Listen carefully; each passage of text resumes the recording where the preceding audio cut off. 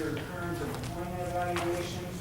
If you can look at page 46, lower right, in the lower left. Yes, sir. Okay, so we're going to just go through his nothing magical. We're going to go through his evaluations.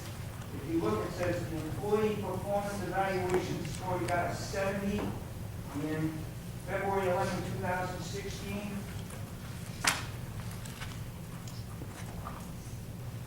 Yes, sir. Is that correct? Yes, sir.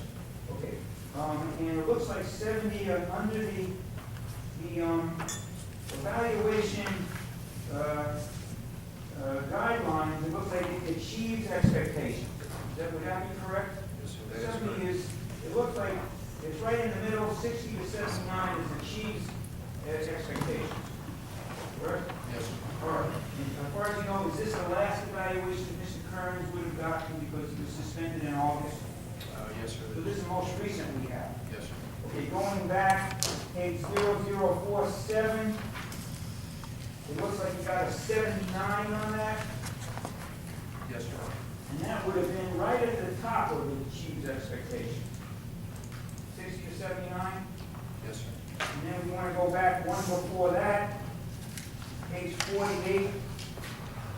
He received an 80, which would have been right at the lower end of exceeds expectations, which would have been 80 to 95, correct? Yes, sir.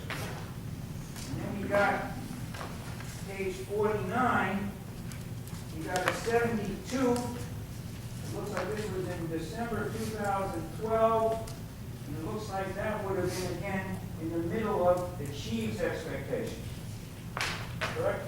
That is correct, sir. And then we go back a little further, we got a 77 in January 2012 on page 0050, correct? Yes, sir. And then we got, going back to December 2010, we got a 59. It looks like a 59 would have been meeting improved. Actually, no, that would have been achieving expectations because it was 58 to 79 in, correct? Yes, sir.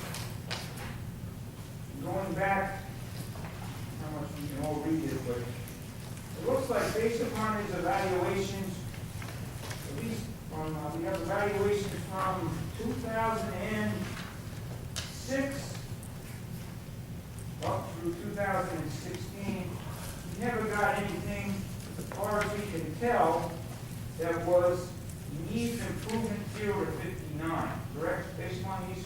Yes, sir. That is correct. All right, so you either got exceeds expectations or the lower end of exceeds expectations. Correct? That is correct. Yes, sir. All right, and you said he's kind of an average employee, correct?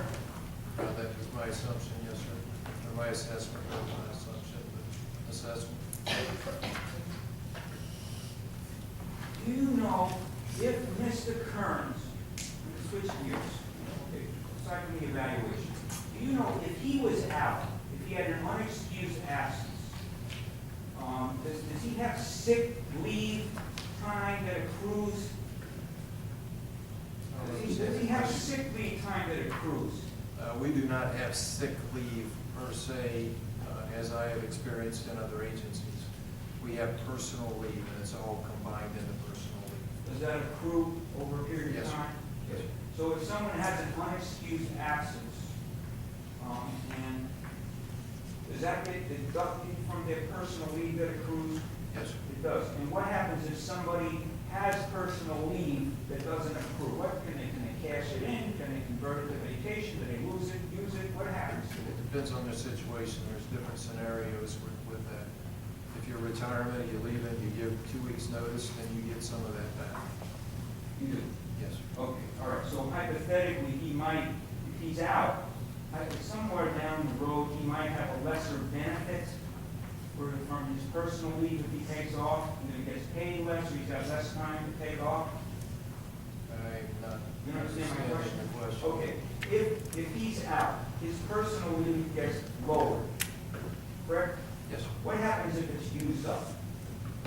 He goes into a leave without pay status, which is what has happened with Mr. Kerns. It's happened, so there were times when he was out and he didn't get paid. Correct. So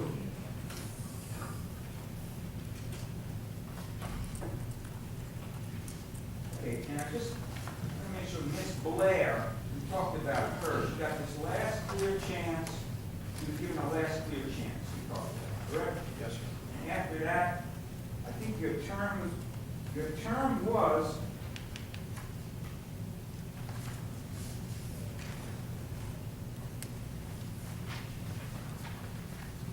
after she got this last clear chance,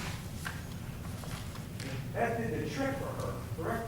She turned her performance around. And then she got all of these, I forgot what this term is that we use.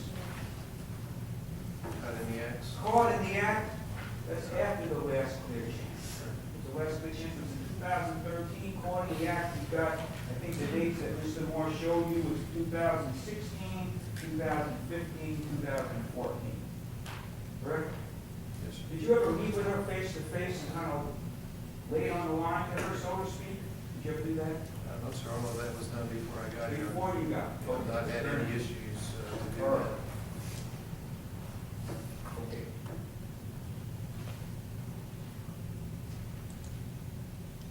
Well, the term is she's a success story, you said, correct?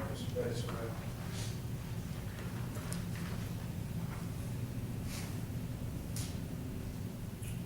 Do you know if Mr. I don't have any further questions. Nothing further.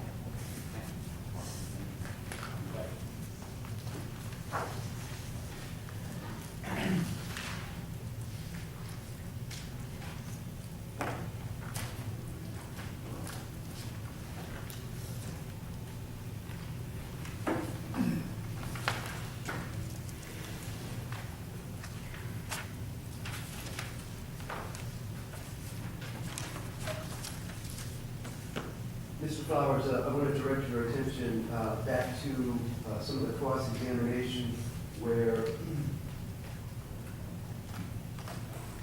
counsel asked you if anyone told senior officer Kerns whether he could submit a doctor's note. Do you recall that testimony? Yes, sir. Those questions related to that testimony? Yes, sir. Would you expect that someone would have to tell a 15-year employee that they could submit a doctor's note?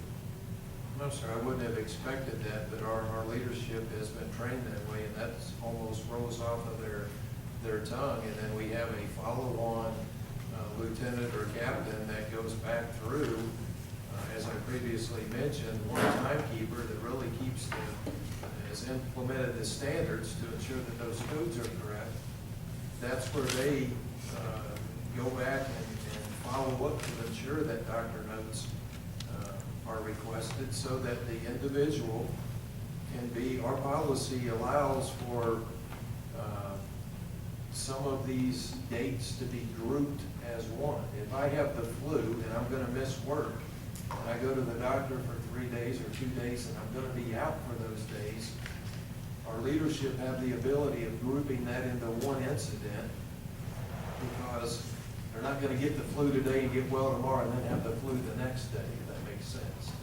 So with the doctor's note covering that time frame, the leadership have the ability of counting that as one absent. So yes, I'm very confident that that is the practice. I'm going to show you a document now that's, that you'll recognize because Mr. Blazer had talked to you about it. This is the notice of demotion for Rebecca Blair. And there's a sentence in there that I highlighted that indicates that she accepted responsibility for her actions and showed remorse. Is that accurate? That is exactly what it says. Based upon your experience with Mr. Kerns, has he accepted responsibility and shown remorse for his unexcused absences? No, sir. Is that another reason to distinguish between Ms. Blair and Mr. Kerns? I think that is another one, yes, sir.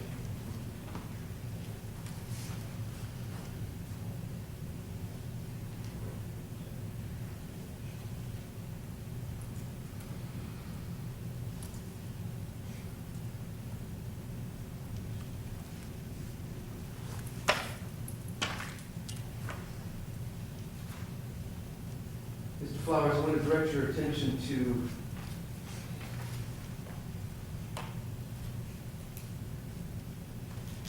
page 9 of the materials.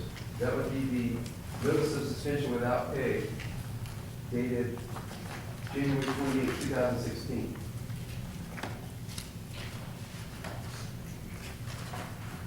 Yes, sir. You recall some of the questions and the testimony surrounding the insubordination Yes. from your cross-examination?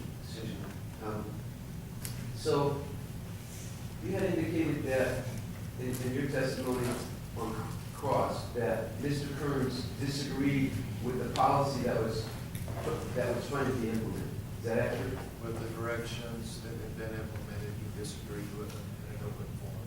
What does that tell you about his mindset about complying with division policies? Well, I believe Mr. Kerns had the opinion that you could pick and choose, and if you didn't want to follow through, you just didn't. And that's where the insubordination came about with Captain Mason.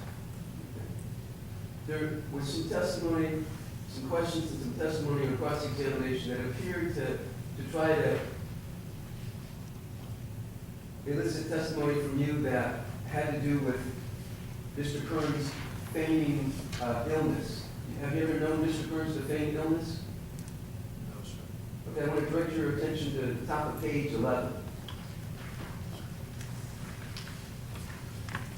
During the same insubordination, during the same events of insubordination, it says at the top of page 11 that you then feigned illness when you did not achieve what you wanted. Yes, sir. While you did not follow through with your report of sickness and depart the work site, you apologized to Captain Mason and agreed to make the new system work when the captain came to Unit 10 later in the evening. This does not alter the seriousness of your misconduct. That was all out of the episode relating to insubordination. Yes, sir. And if I may, when you asked the question, I thought you were referring to the absences that have been there. What happened in this particular case is the captain stood his ground, and the very next thing out of Mr. Kerns' mouth was, "I'm sick, I need to go home." And, you know, that was the feigning of the illness when he did not get his way and was told to follow the instructions given by the captain.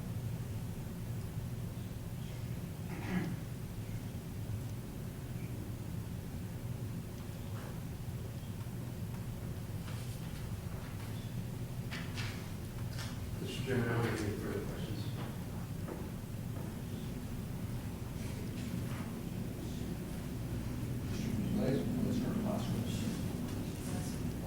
Any further questions from you?